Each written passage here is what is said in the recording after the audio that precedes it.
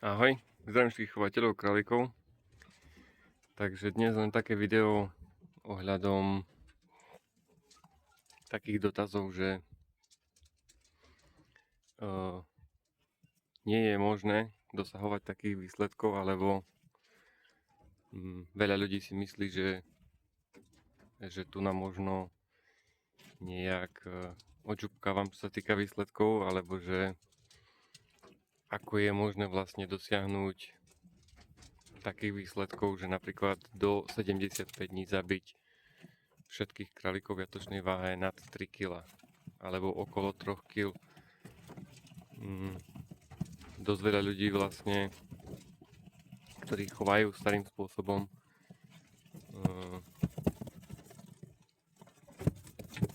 nevedia si možno predstaviť takýto chov, hej, alebo zabíjať králiky od 2,5 mesiaca a podobne. No títo tu budú mať, respektíve možno už majú 14 dní a už začínajú vychádzať von. Ja som im včera čistil, všetky majú otvorené oči, čiže je to super. Sú zdravé, darí sa im výborne. Oni už vlastne chodia vonku dnu. Títo u tej samici ešte nie. Je to aj výsledok toho, že vlastne táto samica má oveľa väčšiu mliečnosť ako táto. Čiže u nej tie králičky skôr dospievajú. No ale späť k tej téme, ja by som sa vrátil na začiatok.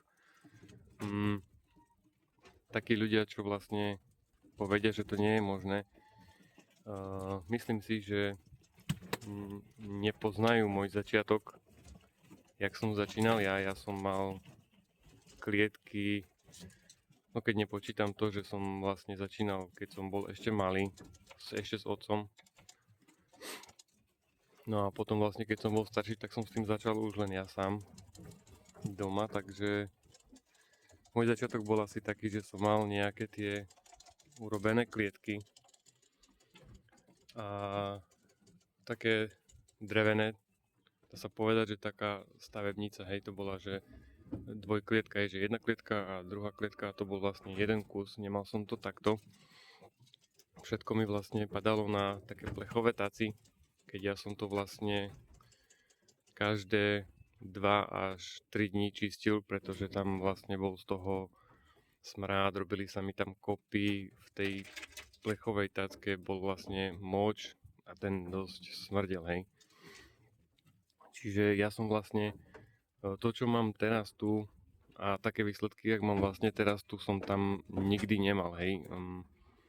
Ja som začínal vtedy zabíjať na nejakých, no ja neviem, 3,5 mesiaca, alebo niekedy aj 4, hej. Ja som začínal s burgundskými králikmi a ja si myslím vlastne, že tie nie sú ani tak vhodné na takýto chov, hej, na tak časté pripúšťanie, na tak skoré pripúšťanie, na to, aby vlastne aj ani by som povedal, že ani na taký typ ten stravy, hej, ten polointenzívny chov, že vlastne tlačiť do nich len granule, pretože no je to len z môjho pohľadu, hej, je to môj názor, že vlastne tie králiky nemajú tú schopnosť tak tráviť tie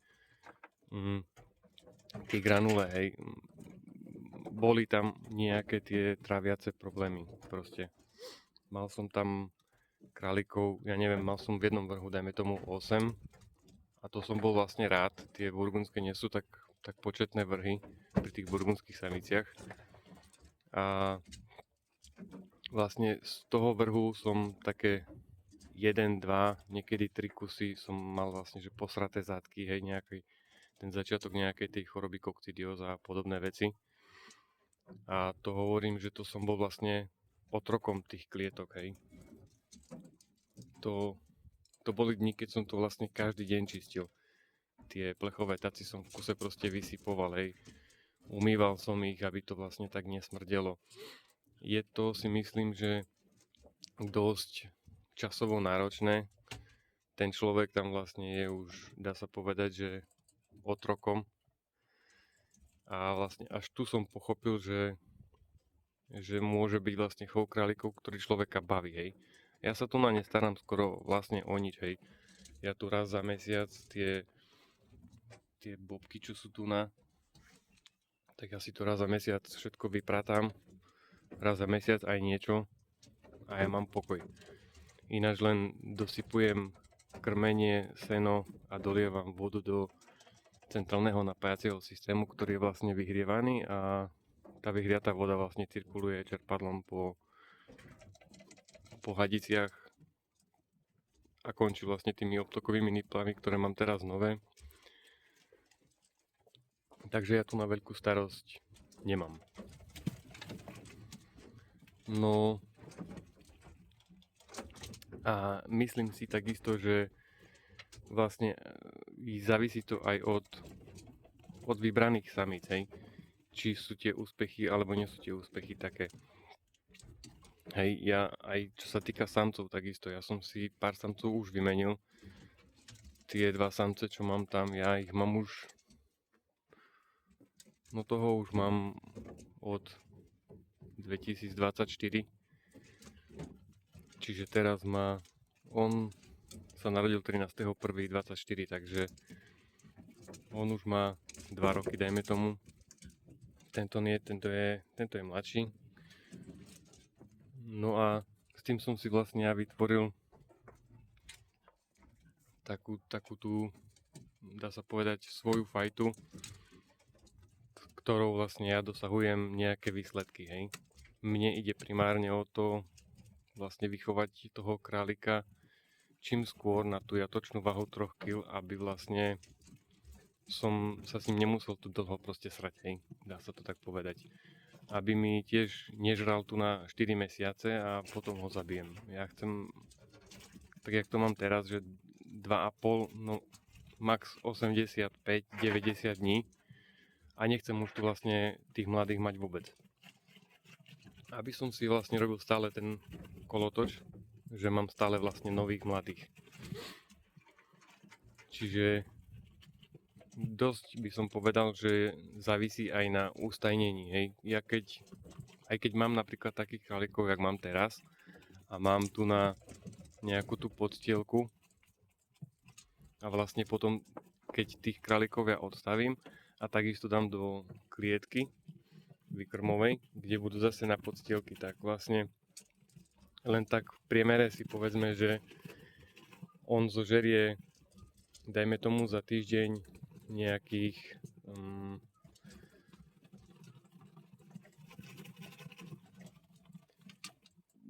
dajme tomu, že 3 kg krmiva, respektíve nie, dajme tomu, že nejakých 60 gramov zožerie za deň, hej. Takže pol kila 600 alebo niekedy max 700 gramov, to by som povedal, že už je asi strop, za týždeň jeden kus. Keď neverím, že niekto chová tak, že vykrmuje jedného králika v jednej klietke, to by som potreboval mať tu na 20 klietky len vykrmovky, aby boli po samom. Hej. Čiže ja to riešim tak, že mám po 3, po 4 a to keď si vynásobím, tak mám, dajme tomu, 600 krát 4 kusy sudnú, takže dajme tomu, že 2,5 kg krmiva za týždeň mi zožerú. Vypijú možno dokopy 7 litrov vody, to znamená, že pri 2,5 kg krmive je to nejakých 7,5 vlastne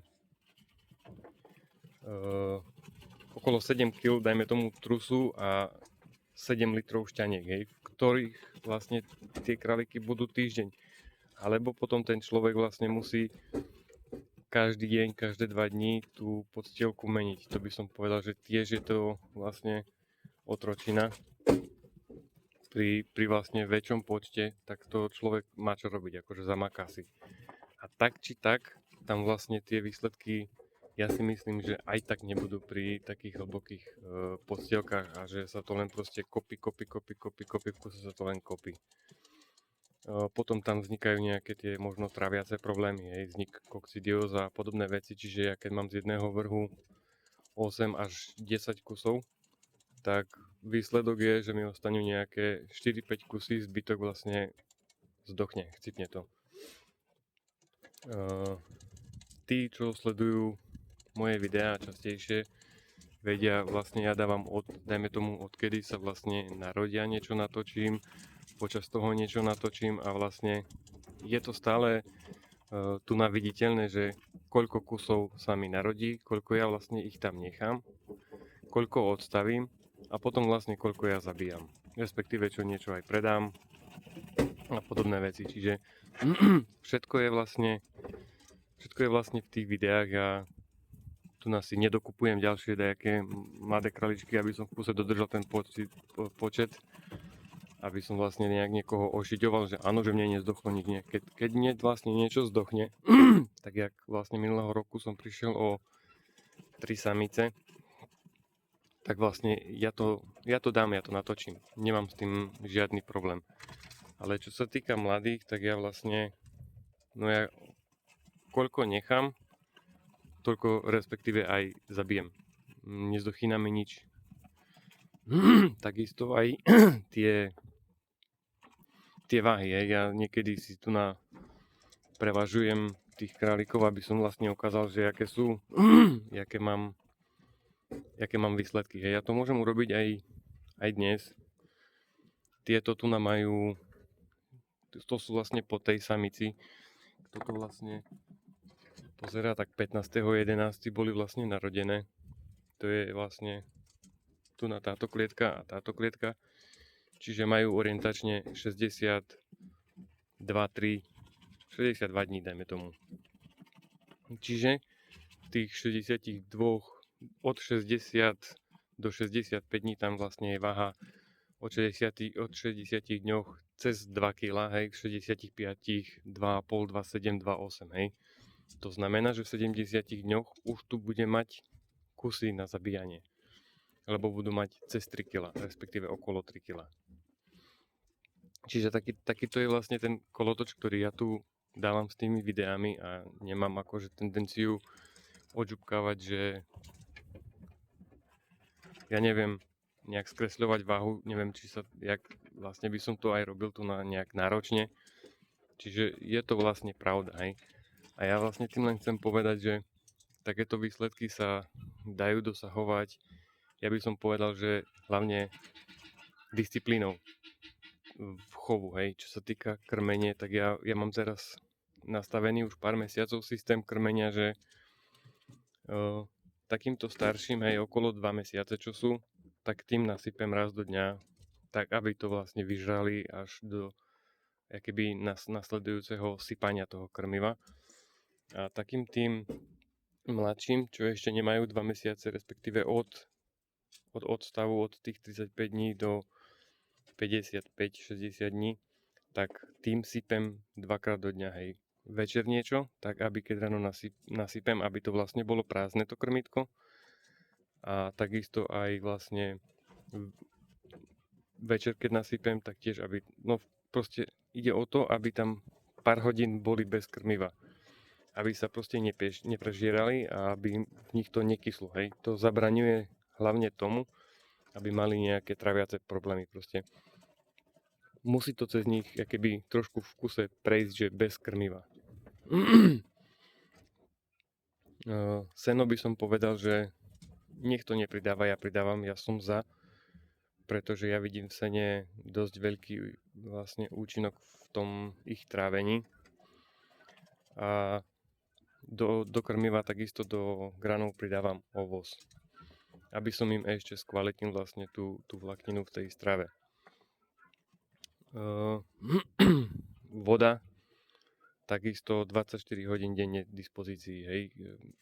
Nie, že tu nadám misku, oni ju vychlípu, alebo dám tu nejakú tú fľaškovú napájačku, ktorú takisto vychlípu a potom sú 6-7 hodín bez vody. To je tiež, by som povedal, že nie moc dobre, pretože ten králik bude žrať, ale on to vlastne nemá s čím zapiť, hej, takže v kuse to v ňom vlastne akoby je to suché, hej, to neposúva sa to dobre proste v jeho traviacom trakte. Oni majú dosť komplikovaný ten traviaci trakt tým, že vlastne ten žalúdok nie je tak osvalený nevedia si vlastne tým žalúdkom posúvať tú stravu do čriev, ono sa to vlastne posúva ďalším krmivom a ďalšou vodou.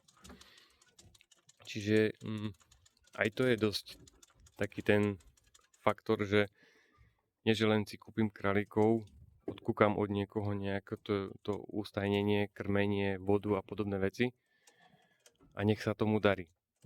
Človek by mal mať nejaké tie základné dovednosti o tých králíkov, nejaká tá základná anatómia a podobné veci, aby vedel, že aby človek vedel pochopiť toho králika, že čo vlastne potrebuje, aby bol zdravý a aby rástol. Takže to sú vlastne tie základné veci, pri ktoré keď vlastne človek dodrží, tak bude mať nejaké tie úspechy, hej. No neviem, čo vlastne ešte by som k tomu povedal. Ja si vlastne myslím, že ak človek chce dosahovať nejaké tie výsledky, nejaké tie skoršie jatočné váhy, zabíjať králikov, dajme tomu do 80 dní, alebo začať na 70 dní, aby vlastne to mäso bolo o trošku jemnejšie. Ja si myslím, že to mäso je aj do 90 dní trošku sladšie, jemnejšie a sladšie, potom vlastne sa začína meniť chuť toho mäsa. A ďalšia vec je, že nebude mi tu nejaký ten králiček vyžierať 4 mesiace, alebo neviem, možno aj viac krmivo. Je to jedna vec, že vyžiera mi krmivo, zbytočne mi tu chlastá vodu, serie mi tu, potrebujem sa o neho starať, nebude ešte niečo chytí, keď je starší. Ja, čo sa týka chovných kusoch, očkujem, ale mladých neočkujem. Takže čím skôr ho zabijem, tým menšia pravdepodobnosť nejakého toho ochorenia, čo sa týka buď vírusov alebo podobné veci. Čiže proste čím skôr, tým lepšie. Ale zase nechcem ho ja napichávať nejakými, než napichávať, hej, dopovať nejakými blbostiami, nejaké tie, ja som zo začiatku, keď som ešte mal v miestnosti a choval som burgundských, ja som tam dával aj probiotika, aby mali a podobné tie veci. Teraz ja nič také vlastne nepoužívam, vyhýbam sa takým veciam, jedine čo dávam, tak je to fortikov do vody každý deň, aj to len z toho dôvodu, ako má to niečo na trávenie určite, hej, ale z toho dôvodu, aby vlastne mne sa to potrubie tu na nezanašalo s tým nejakým slizom, riasami a plesňou a podobnými vecami, hej. Je to určitá sterilizácia v tej vode. Takže ja vlastne čím skôr sa zbavím tých králikov, tým je to pre mňa lepšie a ja si vlastne potrebujem tu na tieto klietky uvoľniť pre ďalšie mladé kusy, ktoré vlastne budem odstavovať v tomto prípade o 20 dní, dajme tomu. Čiže o 20 dní potrebujem mať prázdne klietky. Tu na tieto dva klietky o týždeň už môžem začať zabíjať. Ešte si ich dnes prevážim, pozriem sa, jak sú na tom váhovo. Ja som tiež dosť zvedavý. Je to tejto samici vlastne druhý vrch, mám ju od kamaráta. By som povedal, že darí sa jej vynikajúco, čo sa týka mladých. Teraz bola vlastne pripustená, respektíve stále je pripušťaná s tým strakatým samcom, pretože tento samec je na 95% jej príbuzný a nebudem to riskovať už. To na som urobil taký ten jeden pokus a zatiaľ mám dosť s takými pokusmi, aj keď všetko vyšlo vynikajúco. Neboli tam žiadne nejaké postihnuté kusy alebo nejaké vady alebo niečo podobné. Proste boli tam menšie jatočné váhy, je to pravda, ale všetko bolo v poriadku. Zabíjal som, dá sa povedať, od tej samici všetky boli prvé a od tej samici potom postupne ďalšie, hej. Ale potreboval som vybiť proste tu na miesta a zabil som aj kusy, ktoré mali 2,8 alebo nejak tak, keď si dobre pamätám, proste menšie, ale nevadí mi to. Vôbec, absolútne.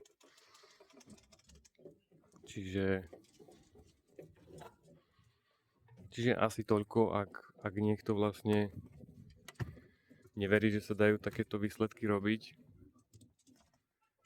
tak z môjho pohľadu treba si to len trošku viac naštudovať, zmeniť možno nejaké to ustajnenie a urobiť si v tom nejaký pevný systém, na ktorom vlastne idem ja. Čiže môžem tu nadať váhu.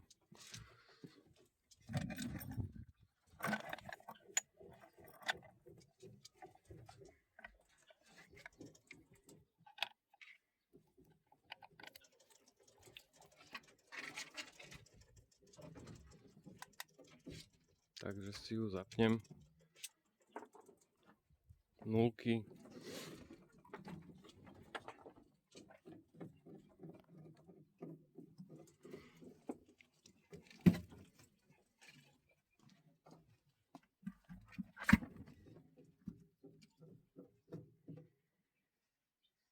Takže 62 dní cca 2,65. Čiže skoro 2,7 kg. A ja by som povedal, že na tých 70, čo bude vlastne o týždeň, alebo nejak tak dní, tak vlastne bude mať cez 3 kg. Ja dám akože, keď akože všetko pôjde tak, jak má, tak dám ruku do ohňa, že vlastne tam cez 3 kg váha bude určite.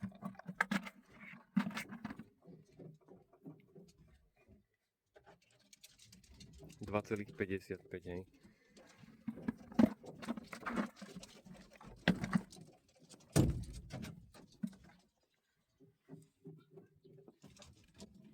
Ja som niekedy takéto váhy dosahoval až na 3 mesiace. Tu nám mám mladších, tých nebudem prevažovať, pretože tie sú o 2 týždne mladšie a mňa vlastne tie váhy ešte absolútne nezajímajú. Tu mám nejakého strakačika.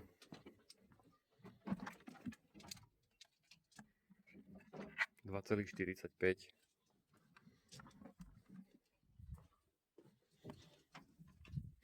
A ešte si môžem dať jedného.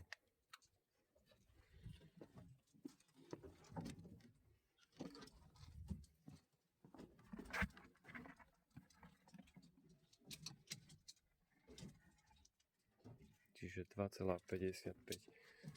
Tak teraz vlastne na tých 62 dní, ktoré vlastne majú, dajme tomu, no boli narodené 15. a je 15.11.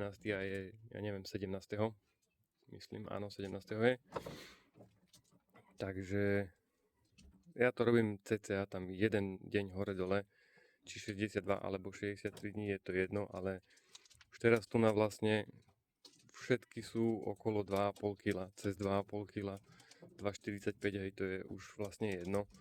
Ale dá sa povedať, že na 90% všetky po týždeň, cez víkend, keď ich budem vlastne môcť už zabíjať, tak budú mať okolo 3 kg, niektoré cez 3 kg, hej.